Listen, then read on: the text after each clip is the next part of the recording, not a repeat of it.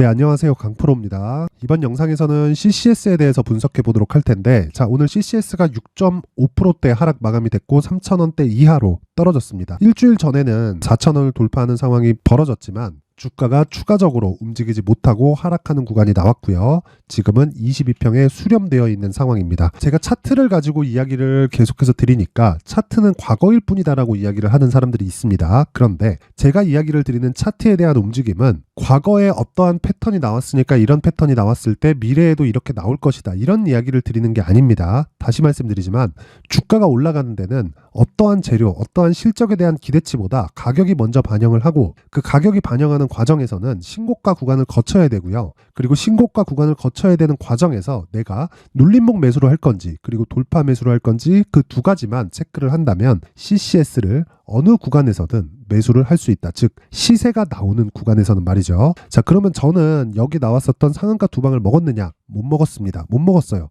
그리고 이 상한가 두 방이 나오는 기준은, 그쵸, 상한가가 여기서 나왔으면 먹을 수 있었지만, 그쵸, 이 구간을 지나서 여기 이틀을 쉬고 그리고 상한가를 보내고 여기서 재료가 나왔기 때문에 저는 수익을 못 낸 겁니다. 하지만 제가 냈었던 수익은 이 상한가 두 방이 나왔었던 수익을 못 낸 거지, 이 구간 있죠, 그쵸, 신고가를 만들고 그리고 매물 소화 과정을 거쳤으며 이렇게 바닥을 확인하는 과정을 거치고 나서 하루에, 자 보세요, 20% 정도의 추가 시세를, 그쵸, 발생을 시켰다. 그리고 나서 이틀 딱 쉬니까 상한가 두 방을 가버리더라고요. 아쉽지 않느냐? 아쉽습니다. 근데 요 내용을 잡을 수 있는 방법은 장중에 추격하는 것 말고는 없습니다. 그런데 장중에 추격이 가능할까요?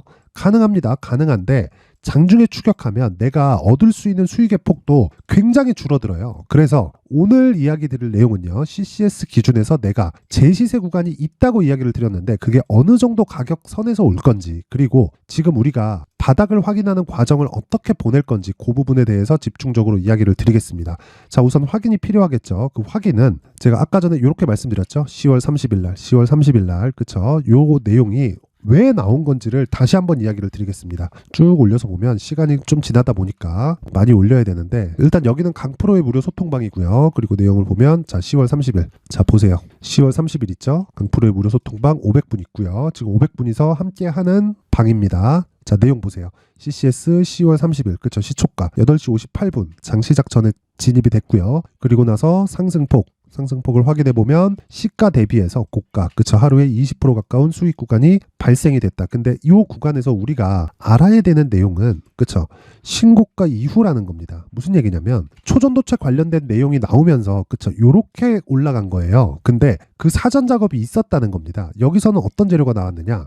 퀀텀 에너지 연구소 있죠. 그쪽에서, 그쵸, 주요 인사들이 CCS의 이사진으로 대거 합류했다. 그쵸. 그러면서 CCS가 초전도체 관련 사업을 한다. 그러면서 테마주로 엮였는데, 그랬을 때는 이미 보세요, 점상한가를 가버렸고요. 그 다음 날도 16%의 강세를 보였습니다. 그쵸. 그러면서 시간의 하한가를 갖고 그 다음에 움직임이 이렇게 나오다가 빠진 건데, 우리가 먹을 수 있는, 즉 수익을 낼 수 있는 구간은요, 그쵸, 신고가, 조정 구간, 반등 확인, 그쵸, 그러면서 돌파하는 관점에서 매수, 추가적으로 보유하기 위해서는 10월 30일 날, 그쵸, 10월 30일 날 상한가를 갔어야 됩니다. 상한가를 갔으면 추가적으로 보유가 가능합니다. 보유가.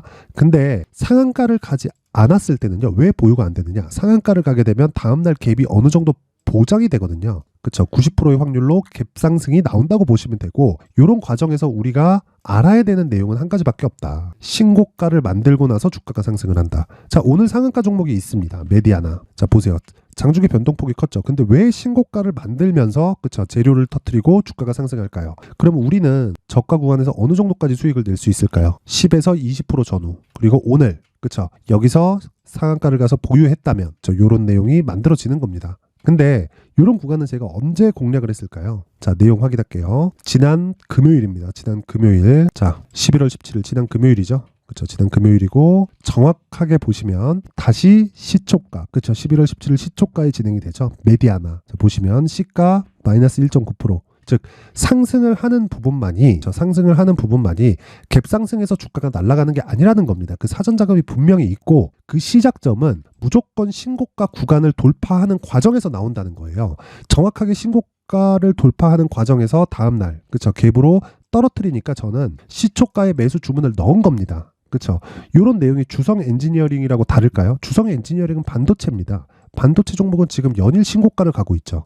시장이 좋지 않은데도 말이죠. 그쵸? 그래서 제가 이야기를 드리는 내용은 주식시장에서 가격보다 빠른 건 없고 가격 이상의 움직임을 내가 보기 위해서는 한 가지 내용이 추가로 필요하다는 거예요. 그 한 가지 내용은 신고가를 만들고, 이게 첫 번째고, 신고가 만든 이후에 매물 소화 과정을 거쳐야 되고, 그리고 매물 소화 과정을 거치는 과정에서 내가 눌림목 구간에 매수할 건지 아니면 메디아나나 아까 전에 말씀드렸던 CCS처럼 돌파 구간에 내가 매수할 건지 그 내용만 내가 체크해서 매수 구간을 잡으면 끝이다. 여기까지가 끝이다. 더 이상 추가적인 내용이 없다. 그리고 나서 재료가 발생을 하잖아요. 그렇죠? 그러면 매도하는 구간을 잡아야 되는 겁니다. 자, 그럼 CCS 볼게요.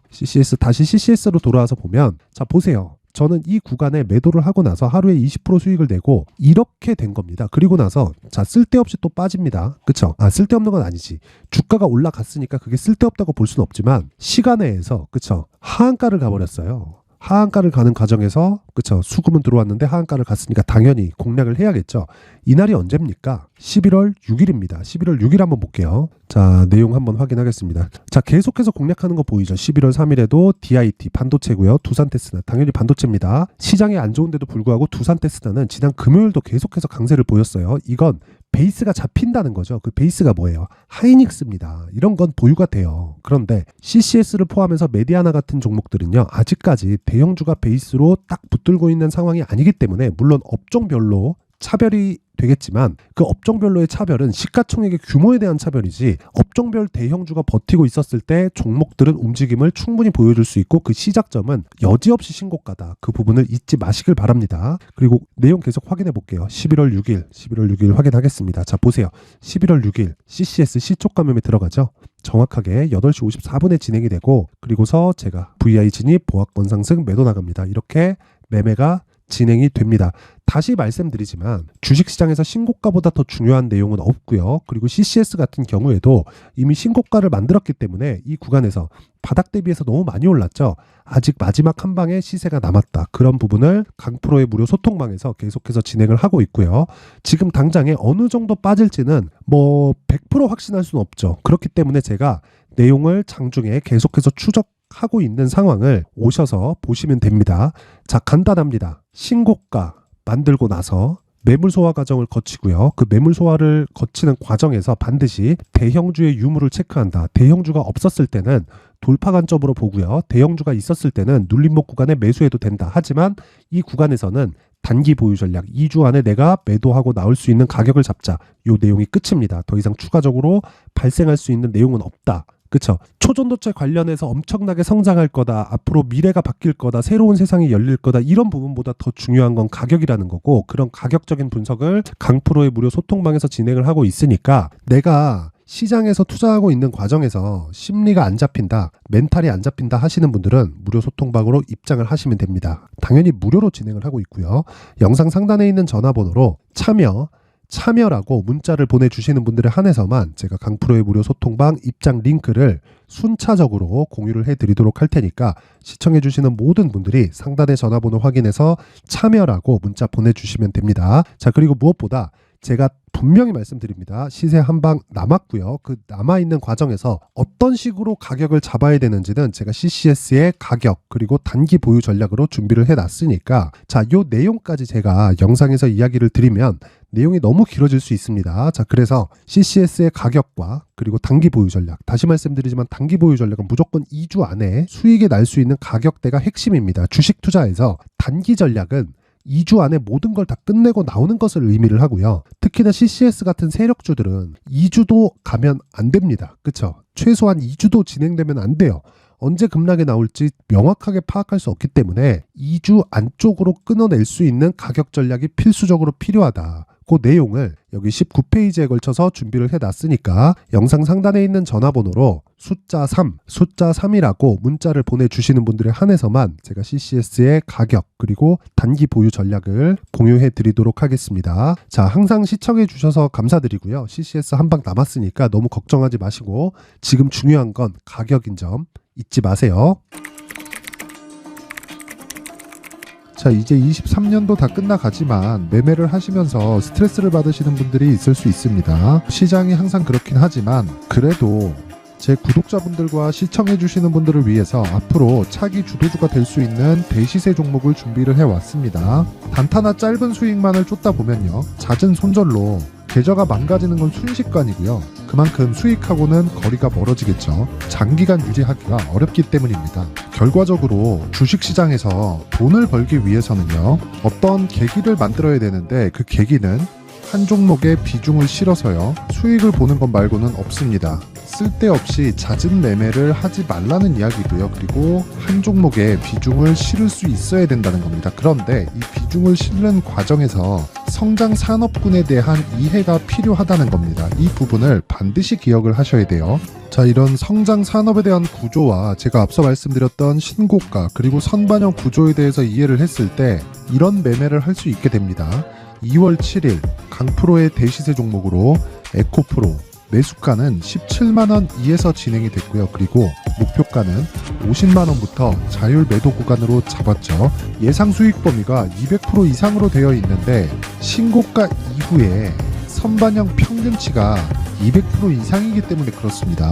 자, 그런데 에코프로가 2차전지 양극재 기업이죠. 2차전지 양극재는 친환경이라는 범주 안에 속해 있다고 보시면 됩니다. 근데 제가 항상 이야기를 드리죠. 시세는 항상 연결된다고요. 앞으로 나올 대시세 종목도 이런 친환경이라는 성장 산업군에 포함되어 있어야 됩니다. 자, 이런 성장 산업군에 포함되어 있는 걸 확인한다면 이 내용처럼 세 가지의 공통점을 가지고 있습니다. 1년에 많은 종목이 발생하지 않고요. 그리고 세력들의 장기간 매집 구간이 확인돼야 되고, 그리고 상승하기 시작하면 평균적으로 3개월 정도의 상승 구간을 보이기는 하지만 제가 2개월이라고 작성을 해온 건 한 가지 내용 때문입니다. 한 달은 확인하는 과정이 필요하기 때문입니다. 이게 무슨 얘기냐면 성장 산업에 대한 부분, 그리고 이런 공통점, 여기다가 기술적인 내용을 다 포함을 시키더라도 절대적으로 가격이 우선적으로 반영이 되는 것이기 때문입니다. 에코프로도 마찬가지예요. 장기간 하락하면서 최악의 국면을 거쳐왔고요.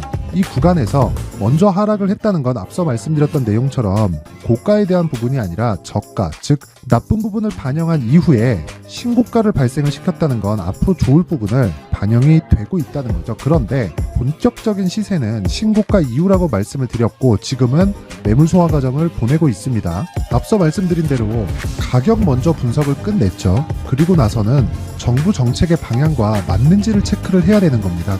2023년 대시세 종목인 에코프로도요, 정부 정책의 방향에 맞는 종목이라고 볼 수 있겠죠. 물론 이런 종목들도요, 신고가 이후에 시세를 낸다는 건 반드시 기억하고 있어야 됩니다. 자, 이런 내용을 토대로 23년 상반기 에코프로와 같은 대시세 종목을 준비를 해왔습니다. 자, 하반기 대시세 종목은 영상 상단의 전화번호로 대시세라고 문자를 보내주시는 분들에 한해서만 공유해드리도록 할 테니까 영상 상단의 전화번호 확인해서 하반기 대시세 종목으로 큰 수익 내셨으면 좋겠습니다.